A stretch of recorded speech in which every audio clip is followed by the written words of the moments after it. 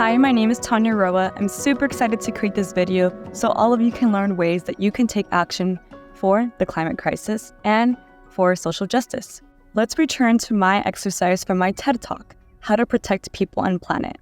Towards the end of the talk, I bring forward an exercise that everyone can do to really drive into that vision that you want for the future. A vision for a greener, more equitable, more fair future for us all.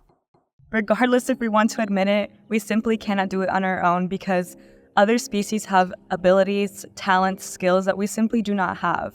Just by existing, kelp and seagrass draw down carbon from the atmosphere. Isn't that amazing? So just by keeping those types of species alive, we are actually benefiting ourselves and mitigating climate change.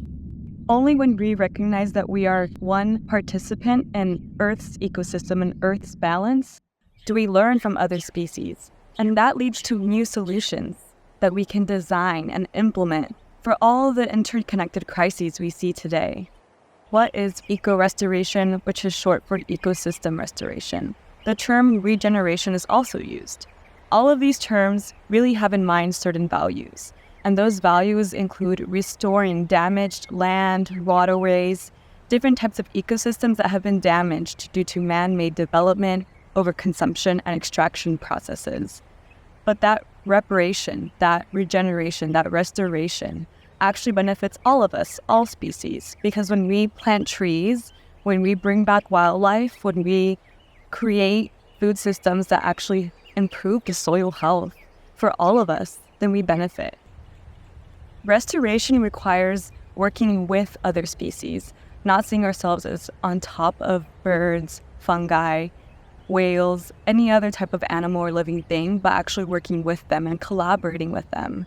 Only when we recognize that role as just one participant rather than the participant in Earth's cycles, Earth's natural cycles, can we begin to move forward as a society, as a people, and as a species.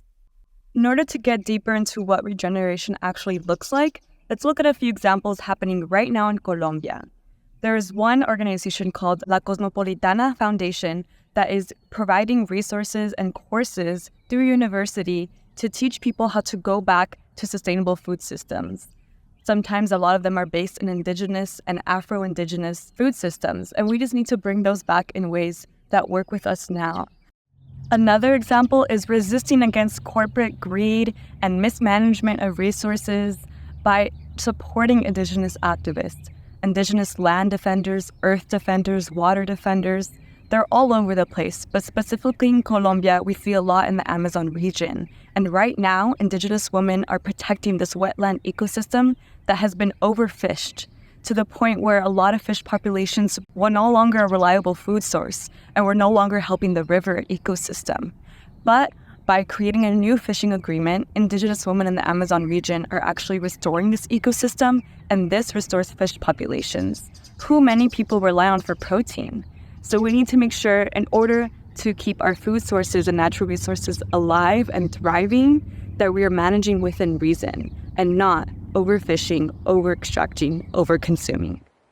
Another example in Colombia is Francisco Vera. He's a youth leader activist who started Guardianes por la Vida, or Guardians for Life.